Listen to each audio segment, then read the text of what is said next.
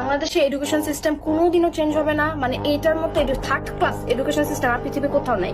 এই যে নতুন শিক্ষামন্ত্রী আসছে, হ্যাঁ মিলন, এ আসার পর থেকে যে অ্যানাউন্সমেন্ট গুলো মেক করতেছে, আমি খালি দেখতেছি যে সে বলে এক্সাম হল, টিচার রাখবে, গার্ড বাড়াবে, কিভাবে সেনাবাহিনী আনবে, 2-3 মিনিটে বেশি ওয়াশরুমে থাকা যাবে না, নকল আনা যাবে না, নকল হবে না, বাচ্চারা করতে হবে।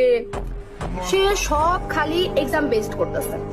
মানে মানে বুঝতে পারতেছেন, সে সব খালি এক্সাম বেস করতেছে। আমি তারা এখন পর্যন্ত বলতে শুনলাম না যে এডুকেশনের ক্লাস 9-10 বই এই চেঞ্জ আসবে, এই পড়াটা থাকবে, টপিকটা এরকম হবে, পোলাপাইন যেন আরো আরামসে পড়তে পারে। না, পোলাপাইন কেন চিট করে? তোমরা সব মুখস্থ বিদ্যায় ঢুকাইছো।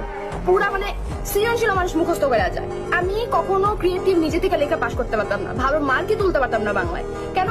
কারণ হচ্ছে আমাকে গাইড ফলো করতে হবে, ওই নিয়মে সৃজনশীল। ভাই সৃজনশীল মানে ডাকি তাহলে মানে আমি যদি আমার মন মতো করে সাজায় না লিখতে পারি, মানে ভ্যালিড পয়েন্ট গুলো যদি সাজানো হয়, আমার কেন গাইড ফলো করতে হবে?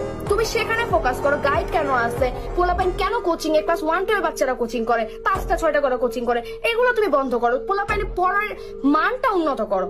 তুমি আসো এক্সাম নিয়ে, এক্সামে এটা হবে, এক্সামে সেটা হবে। এক্সাম তো আলটিমেট ফলাফল। তুমি সারা 2-3 বছর যে পড়াশোনা করছো ওটার ফলাফল এক্সাম, ওইটা তুমি চেঞ্জ না করো, তুমি এডুকেশন চেঞ্জ করো। যে ওই সিস্টেমটা কেন হইতেছে?